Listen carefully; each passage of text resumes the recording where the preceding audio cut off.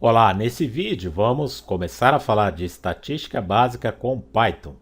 A gente sabe que o Python ele já possui uma calculadora interna, né? Já possui muitas funções internas, porém estatística ele não é nativo do Python. A gente tem que importar alguma biblioteca para poder trabalhar com estatística. Bom, são três bibliotecas que eu quero mostrar, né? Eu vou mostrar aí ao longo dos vídeos, né? Nesse vídeo eu vou falar especificamente somente de NumPy. Então nós temos NumPy, Statistics e Pandas. Numa determinada ordem aí, né? Eu poderia dizer que a Pandas é a mais importante, até porque ela foi feita especificamente para estatística.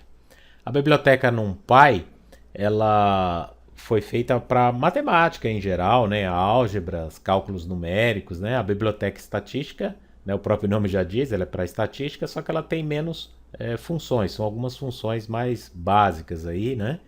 Para o Python usar estatística. A biblioteca Pandas, então, como eu falei, é a mais completa. Ela faz uso do NumPy aí para criar as suas funções e ela é bem mais específica e bem mais utilizada no momento, né, principalmente para a ciência de dados.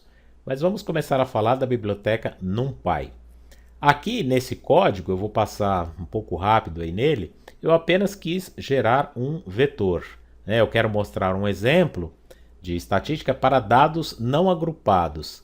Então o que eu fiz? Eu peguei aqui, né, eu importei aqui esse handle. Handle ele é uma função que gera números aleatórios, né, números randômicos. Aí eu criei aqui uma lista, né, como se chama no Python, uma lista ou um vetor, né, e fiz um laço aqui que vai até 1000.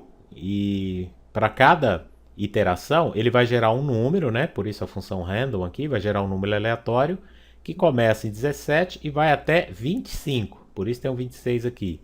E isso vai representar então, que eu chamei aqui o vetor de idades, né? Então eu estou criando o quê? Um vetor aleatório, né? Uma lista, como se chama em Python, né? Uma lista de idades. Então eu tenho diversas idades aqui, ó, começando com 17, depois 18, 19, 20 até o 25. Então nós temos aqui, como eu falei, mil idades, né? Então suponha que a gente entrevistou aí 1000 alunos de uma universidade, uma escola, né? Perguntando o nome dele, ou a idade deles, e aí a gente anotou e temos aqui então dados não agrupados, né, em relação às idades.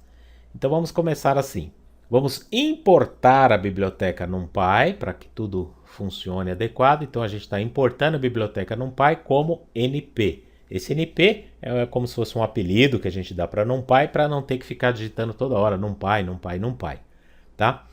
Então vamos lá, vamos começar. Como é que a gente calcularia a média desses valores? A gente sabe que a média é a soma de todas essas idades dividido pelo total de idades, né? Que seria 1000. A gente vai somar tudo e dividir por 1000. Só que como é que a gente calcula isso no Python usando o NumPy? Então eu vou chamar a variável aqui de média igual, aí a nossa função np, porque eu estou chamando o Python, ponto. A função que calcula a média, ela é mean. Mean, e aí a gente coloca os parênteses aqui. E dentro do parênteses, eu preciso dizer qual é a lista que eu estou calculando a média. A gente chamou essa lista grande que está aqui em cima, de 1000 idades, ela se chama exatamente idades, tá? Foi o nome que eu coloquei. Então, idades aqui. Pronto. Essa é a forma então da gente fazer a média. E aqui um print, né, dessa média. Vamos executar e aí ele coloca aqui, ó, o valor da média 21,027. Como que a gente calcularia a mediana? O que é a mediana, né? São aqueles valores, é o termo central, né, o valor central. Aqui o nosso vetor, eu usei essa função aqui em cima chamada sort. Essa função para os vetores, ela ordena, né? Ela coloca esses vetores em ordem crescente, porque os nossos números aqui eles são gerados de forma aleatória, né? Ele não vai colocar dentro do vetor de forma crescente, mas o sort é a função que faz isso, né? Justamente eu coloquei ali em ordem para a gente pegar aí o valor da mediana correto. Então eu vou chamar de md a variável, né, para mediana, np, que é o NumPy, e mediana agora é median, assim que a gente faz. Abre os parênteses e dentro dele escreve também o nome da lista, né, do vetor que a gente está usando. Vamos executar, que já tem um print ali. Então, ó, o valor da mediana, 21, significa que é o termo central. E a gente viu também sobre os quartis, né? Nós tínhamos o primeiro quartil, o segundo quartil, o terceiro quartil, que são valores que dividem aí a nossa amostra, né? A nossa população aqui, no caso esse vetor de idades, a gente vai dividi-la em três partes, né? 25%, 50% e 75%. 50% é o mesmo que a mediana, a gente calculou aqui em cima. Mas como que a gente calcula então os quartis? Veja que eu deixei uma função aqui, já pronta, só que ela está no comentário, né? Funciona assim, a gente digita np.quantile e aí dentro aqui dos parênteses, dentro da função, a gente vai colocar dois parâmetros. Primeiro é o nome do array, né? O nome do nosso vetor, que no nosso caso é idades. Coloco uma vírgula e depois que igual. Obrigatoriamente assim, tá? Esse que aqui não é uma variável, eu não posso trocar por outra letra, tá? É um argumento que tem que vir desse jeito. Aqui é o nome do vetor que a gente deu lá em cima, mas o que aqui é obrigatório, que igual. E aí eu coloco um valor, né, indo de 0 até 1. Se eu quiser o primeiro quartil, eu coloco então 0,25. E aí, se eu colocar aqui também, vou fazer o próximo, deixa eu copiar isso daqui, aí fica mais rápido. Vou copiar aqui e vou alterar só os valores numéricos. Eu quero o Q2 e o Q3, que seria, né, o segundo quartil, o terceiro quartil. E aqui então eu troco para 0,5 e 0,75, que são os valores aí dos quartis, né? 25%, 50%, 75%. Vamos executar aqui. Olha só que legal, a mediana aqui em cima, como eu falei, ela é o valor de 50%, né? E ela aparece aqui também, é o 21. Então veja só, o primeiro quartil é 19, significa que até o número 19 desse grande vetor aqui, ó, veja só, ele começa com 17, né? 17, depois tem bastante 18, 19. Então um 19 desses aqui, dele para antes aqui, né? Dele anterior, né? Os números anteriores, né? Formam 25% dessa amostra aí. Isso que significa os quartis. Aqui também, como medida de posição, a gente possui a moda. Só que o NumPy, ele não calcula moda. A gente não tem função para calcular moda no NumPy. Então, isso a gente vai calcular usando outra biblioteca, tá? E a gente vai ver em outros vídeos. Agora, as medidas de dispersão, a gente ainda tem a variância, o desvio padrão. Como que a gente faz aqui, né, para calcular a variância? A variância vai ser assim.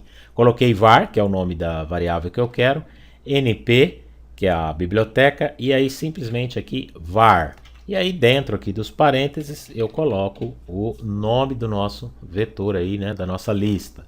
E aí executo o valor da variância 6.7, aí vários números. Aqui, para a gente ter menos números, dá para fazer um tratamento aqui, como a gente já viu em outros vídeos, né? Eu posso colocar a função aqui para poder arredondar os valores. Ou eu faço um tratamento aqui na função print, mas a gente não precisa disso agora.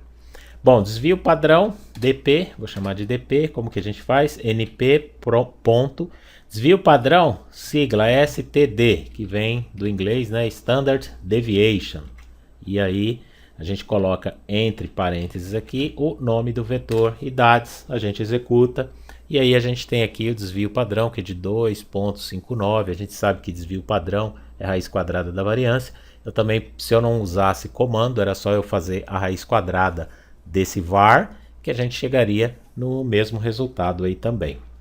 Bom, então como eu falei, né, NumPy não calcula a moda, não tem uma função aí para a gente calcular a moda. Moda era o número ou os números, né, que mais aparece aí na nossa amostra. Mas a gente consegue calcular calcular a moda, né, da amostra aqui fazendo a importação de outra biblioteca.